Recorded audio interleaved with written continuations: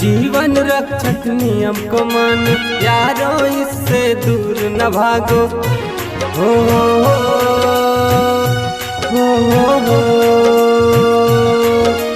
जीवन रक्षक नियम को मानो यारो, इससे दूर न भागो। सुरक्षा नियम और रक्षक यंत्र, सुरक्षा नियम और रक्षक यंत्र करता सबकी रक्षा।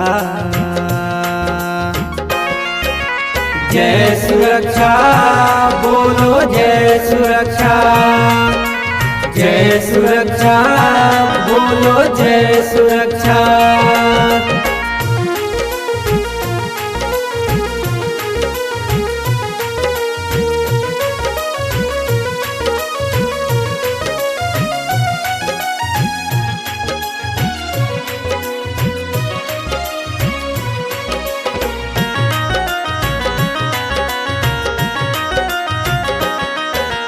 कंस्ट्रक्शन में काम करो या प्रोडक्ट बनाने का, लक्ष्य हमारा रहे यही दुर्घटना जीरो में लाने का।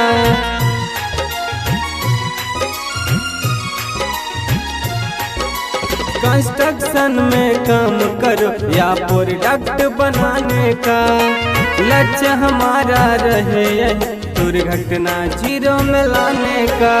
कर ले प्रतिज्ञा हम सब यार, कर ले प्रतिज्ञा हम सब यार, करेंगे सुरक्षा पक्का। जय सुरक्षा बोलो, जय सुरक्षा, जय सुरक्षा बोलो, जय सुरक्षा।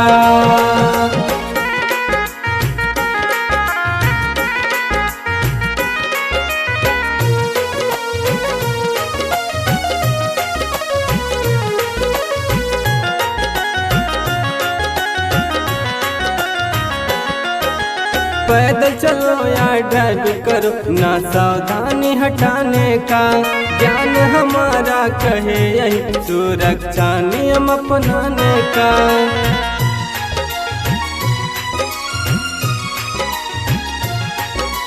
पैदल चलो या ड्राइव करो, ना सावधानी हटाने का।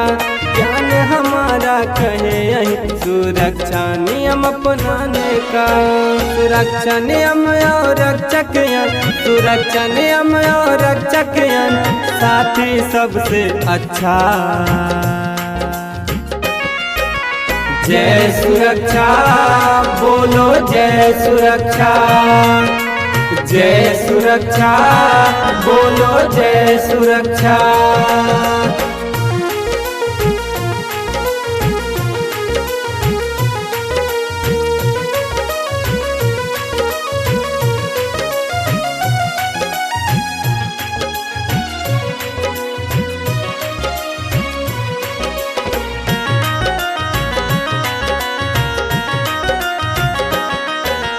दूर दूर से आए हम पैसा यहाँ कमाने, दुर्घटना उसके साथ न हो जो सुरक्षा को माने।